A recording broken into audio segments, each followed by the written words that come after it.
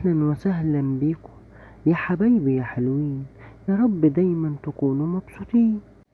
وأهلا يا بابا وماما وتيتا يا أجمل عيلة. أنا جيت أقول لكم على حاجة جديدة. القصة دي هتعجب أولادكم جدا قبل النوم، وهتخليهم يناموا وهم مرتاحين ومبسوطين، وفي نفس الوقت هيحلموا بأحلام سعيدة، وكمان هيتعلموا حاجة جديدة ومعلومة مفيدة، بس بطريقة شبابكم. ويا ريت لكل أم وكل أب تحكوا الحواديت لأولادكم زي ما كانت بتضحك لنا زمان. وعشان ما طولش عليكم هنخش في القصة في التمام والكمال. كان يا مكان ولا يحلى الكلام إلا بذكر النبي عليه الصلاة والسلام. فاكرين القطة الشقية سكر والجن والفانوس؟ فاكرين اللغز الغريب اللي قالوه لها واختفى بعديها؟ العجيب النهاردة هنكمل الحكاية ونعرف سكر هل قدرت تحل اللغز ولا لأ، وكمان قدرت توصل للكنز برضو ولا لأ، والجن هيظهر لها تاني ولا لأ، ولا كان بيخدعها. يلا بينا نكمل القصة. رجعت سكر البيت وهي عمالة تفكر في اللغز وحله. بصت لنفسها وقالت: أنا مش إنسان بس كل الناس تعرفني، بشوف كل حاجة بس مليش عينين، بلف حوالين نفسي والناس بتتفرج عليا، أنا مين؟ فضلت تفكر وتفكر ولفت في البيت وقعدت تبص على كل حاجة في البيت تشبه وصف الجني، لحد ما وقفت قدام مروحة شغالة. قالت لنفسيها: استني كده، المروحة الكل بيعرفها وبتلف حوالين نفسيها وملهاش عينين، لكن بتشوف كل حاجة، يعني بتحرك الهوا حوالينا.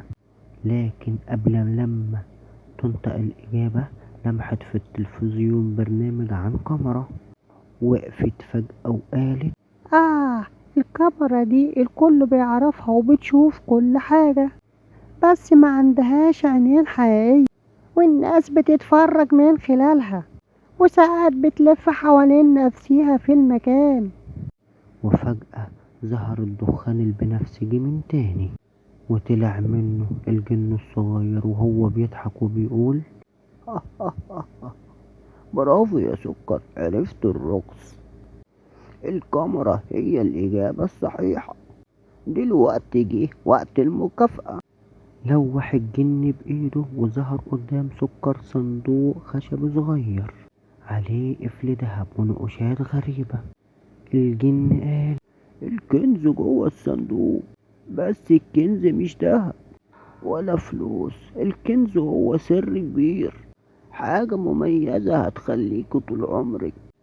سكر بصت للجن وهي بتفكر، هل الجن سايب لها لغز جديد ولا بيخدعها، ولا فعلا في الصندوق كنز كبير؟ قالت لنفسها: طب ما يلا افتح الصندوق. سكر فتحت الصندوق بحذر ولقيت جواه مراية صغيرة مسحورة.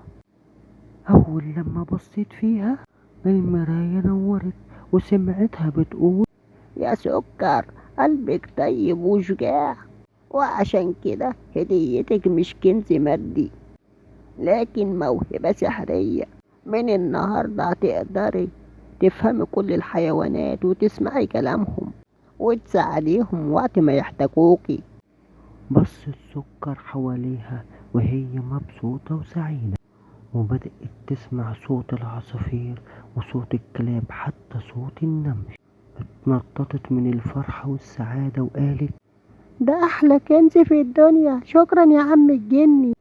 ضحك الجن وقال: أه أه أه أنا اللي بشكرك يا سكر، خلي بالك من الموهبة دي واستخدميها دايما في الخير. واختفى الجن من تاني في دخانه البنفسجي. وسكر من يومها بقت مشهورة وسط الحيوانات، وكل يوم بقى عندها مغامرة جديدة، لأنها القطة الوحيدة اللي بتفهم كلامهم وبتتكلم لغتهم. ودي كانت نهاية حدوتة سكر والكنز والفانوس العجيب.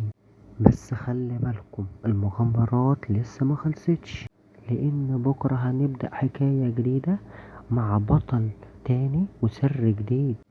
ولو عاوزين تشوفوا مغامرات تاني مع سكر اكتبولي في التعليقات، عشان اللي جاي في دماغي هيفجر خيالكم.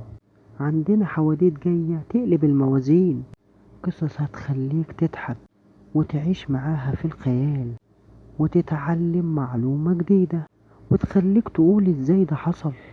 اشتركوا يا ماما ويا بابا ويا تيتا عشان خاطر أولادكم وأحفادكم، عشان يوصل لكم كل جديد ومفيد بطريقتنا. وما تنسوش اللايك الجميل، وكمان تشاركوا في حوادثنا مع كل العيلة عشان الكل يستفيد. وما تنسوش تكتبولي في التعليقات عاوزين تسمعوا حوادث ايه تاني، عشان اللي جاي هيخليكم تعيشوا في الخيال اكتر. وتوتا توتا خلصت الحدوتة، تصبحوا على ألف خير وهنا وسعادة يا حبايبي يا حلوين. وكمان لبابا وماما وتيتا تصبحوا على ألف هنا وخير وسعادة.